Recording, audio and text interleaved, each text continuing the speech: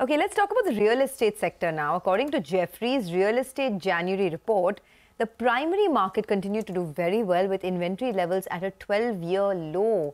Even the Mumbai residential market actually has seen a big pickup. But let's talk about what's happening in Bangalore now.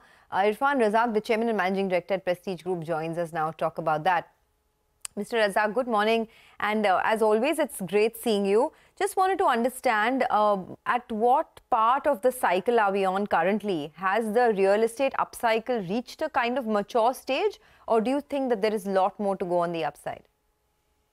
Good morning, Sonia. I think there's a lot more to go, and still a lot of demand that is there. There's a lot of interest, and I believe this is a lot of more options and opportunities are available across the country, and we should gear up for it because the housing demand in every segment is definitely quite bullish. I wanted to ask you a little bit about the Mumbai market before we go back to talking about Bangalore, because you are entering, you're getting a bit aggressive here.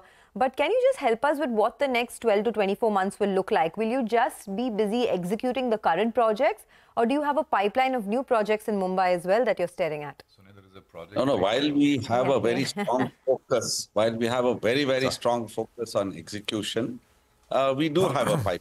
I mean, it's definitely imminent for us to have a pipeline.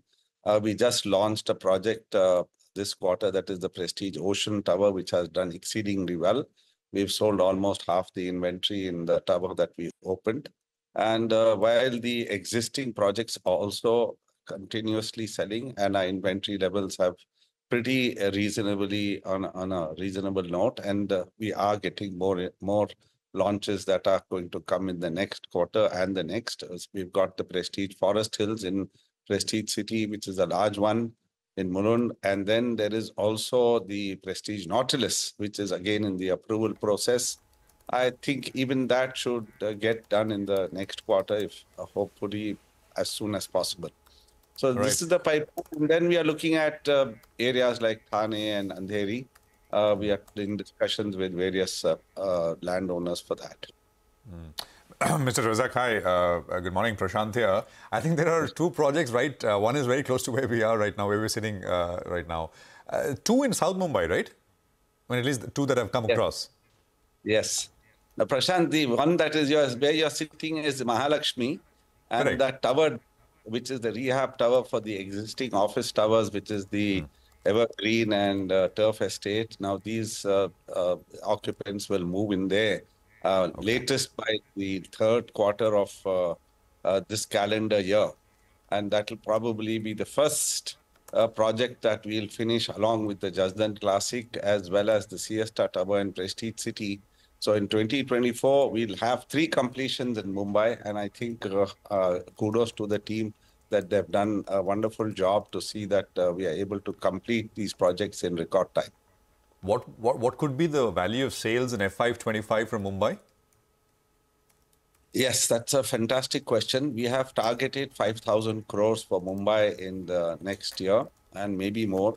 But very realistically and very conservatively, we have fixed 5,000. But I believe that Mumbai has a potential to go up to 10,000 crores in the year. Wow, 10,000 crores in FY25 is put. No. 10,000, 5,025. Potential to 10,000 crores in Mumbai alone, because Bangalore is doing 11,000 crores currently, and it's targeted to 15. So if Bangalore can do that, Mumbai is a much larger city, much more potential. It's only that we need to have the proper inventory and the proper pipeline. Good morning, Mr. Razack. You know, and Prestige everywhere. I live in Bandra. You have a project over there. Prashant's talking about the one next to our office as well. So it seems you're clearly gaining traction here in the Mumbai market as well. So more option for all our Mumbai cars. But since you're saying that Mumbai will contribute close to around 5,000 crores in the coming year, that's FY25. For close to 20,000, or you surpass that. For next year, what should the total sales number look like? See, now this year, the 3 quarters, we did 16,000 plus crores. The team is working overtime to see that we reach our 20K target, which we had set for them. I think they will surpass that, inshallah, hopefully. And 15 to 20% growth over the previous year. That is what I could be conservatively committing, but then we'll come up with surprises because we have a strong pipeline in all the cities. Okay, I wanted to just check with you on the Marine Lines project. When are you expected to, what is the timeline that you're looking at over there? And for a lot of your Mumbai projects, including this one, when can we expect the occupancy certificate? You know, Marine Lines is just started. We just launched it. That's what I said. That's the Ocean Tower, and that has sold almost over 50%. And we are happy with that. And the Nautilus, which is the Worli project, is under approval. And that should get launched in the next year. Occupancy certificates will come for 3 projects this year at the end of this current calendar year. And so we'll be pretty happy and quite satisfied that we went into the Mumbai market and finally actually completed 3 projects in good time. So you started by saying that there's a lot more to go for the real estate upcycle and demand is very strong. So is there scope for more price hikes as well? I wouldn't see price hikes have gone up. It's a function of the land and the construction cost and the overheads and all that. And I wouldn't want the price to go up too much, which will make things unaffordable. We have to strive hard to be efficient because the moment the price goes up, inefficiency steps in and then nobody benefits, neither the customer nor the company. So the message to the entire company is that try and see how best you can keep your efficiencies and see how you can offer the product at a reasonable price. At the same time, do a decent margin for the company and give value to the customer. That's been our endeavor all the time, every time, because we definitely want the customer also who's investing in real estate, which they're holding for long term, to see some gain. I mean, there's no sense in they buying at a price and then don't see a gain for a year or two. Then there's no fun in that. And that's the way we have worked. And I think all our customers have benefited towards that mindset. You know, Mr. Razack, to that point, I mean, for example, I'll tell you, the eastern sort of part of the city, right, on the South Mumbai side, where the Atal Setu, etc., has come in. There are other infrastructure projects coming. There's a connected to Worli, and there are 4 or 5. There's the Orange Tunnel. So lots of infrastructure development going on in that part of the city. I'm not sure if you are looking at evaluating projects there, but you know, prices for new projects which will be ready 3-4 years out, have reached 50,000 rupees a square feet.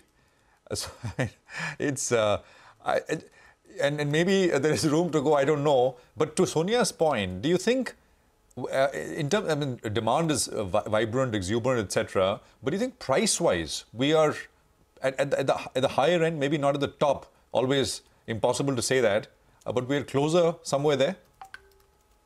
Yeah, we are never at the top on pricing because inflation catches up.